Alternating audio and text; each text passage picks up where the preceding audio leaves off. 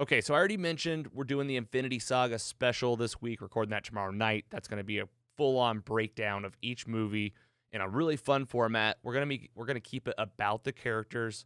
We'll of course highlight our favorite parts from the film, but going through two big movies like that, we'll try to keep it concise, focused, and get you really primed and ready for WandaVision that drops Friday. I couldn't help myself after I watched Endgame again. I was like, well, I'm going to start more. I started and finished, of course, Avengers Age of Ultron.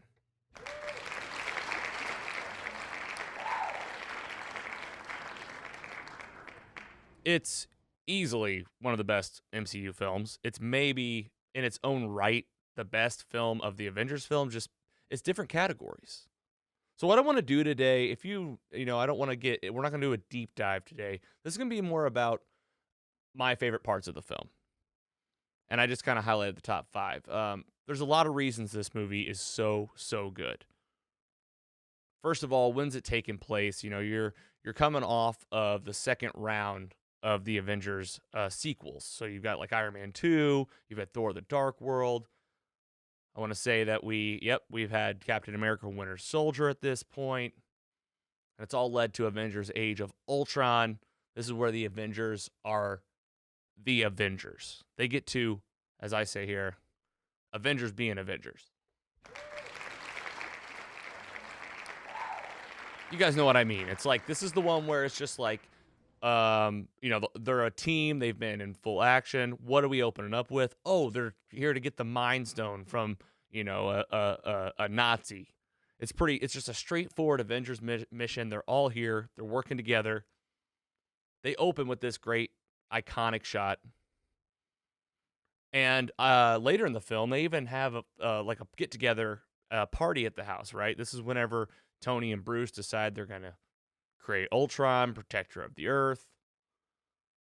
And they're like trying to pick up Thor's hammer. This is where we get that epic scene of all of them trying it, except for Natasha Romanoff. She doesn't. There's like a theory out there that she could lift it. But Captain America, he gives it a little nudge. If you're an MCU junkie like us, just great foreshadowing right there. Other great things about the film, it does introduce Wanda. This is images from ITM, InsideTheMagic.com. Wanda, Quicksilver, and Vision. So we had actually met Wanda and Quicksilver at the end of one of the former Iron individual solo films. I think it was an end credit scene. I remember seeing them like she's in their cage. They're in their cages. It was an end credit scene of one of the previous films. Probably Winter Soldier, right? Because this is like the same world a little bit. We now know, Quicksilver doesn't quite make it through the film, unfortunately. I know. But don't be too upset, because I've heard rumors that we might get the other Quicksilver somehow, maybe even in WandaVision, maybe in Multiverse of Madness, Doctor Strange 2. That's the kid that's in like American Horror Story. I can never get his name right, but he's the other Quicksilver that is played in the X-Men films.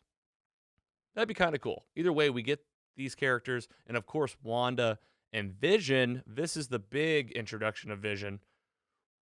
This is the part of the film where they use the body that Ultron was building for himself. They use the Mind Stone, and Thor comes in because he's had a vision, right? See? He comes in, slams the hammer down, great scene. Vision comes to life. I'll throw it a clap because at the time I was super excited about this. And then like Vision just kind of has been a so-so character. I think we're going to explore all that in the next in the Infinity Saga special, of course, but he is getting a redemption story. There's going to be a whole TV show around him coming this Friday, so excited for that. There's your tie-in.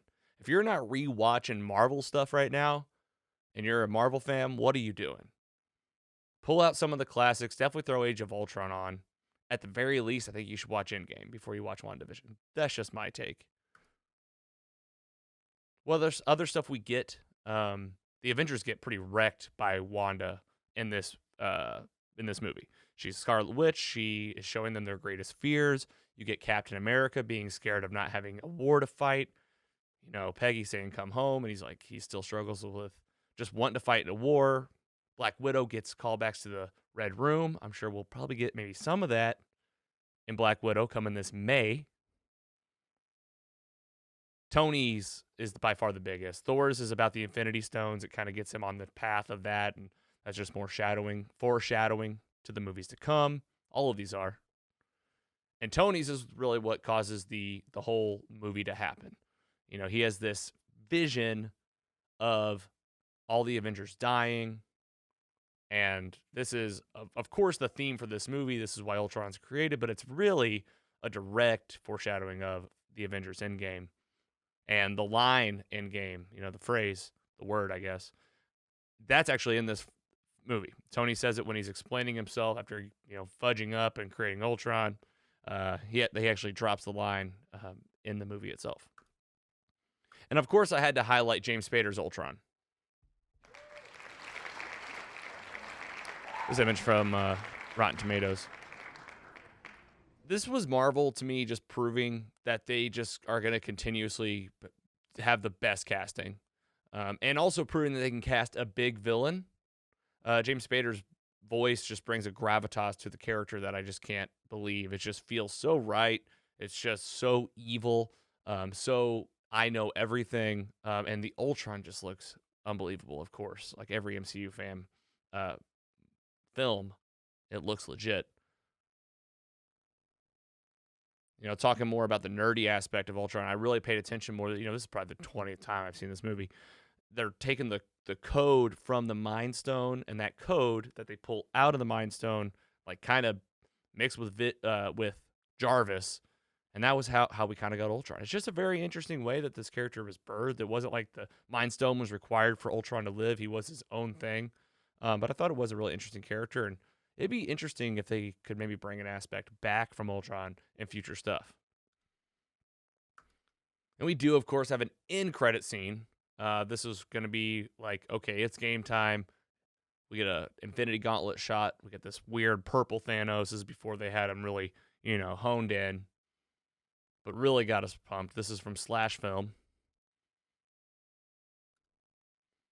So we always rate and rank our films. I just said it. This is one of my favorite MCU films, and MCU is my favorite really bucket of movies, so I'm really saying a lot here.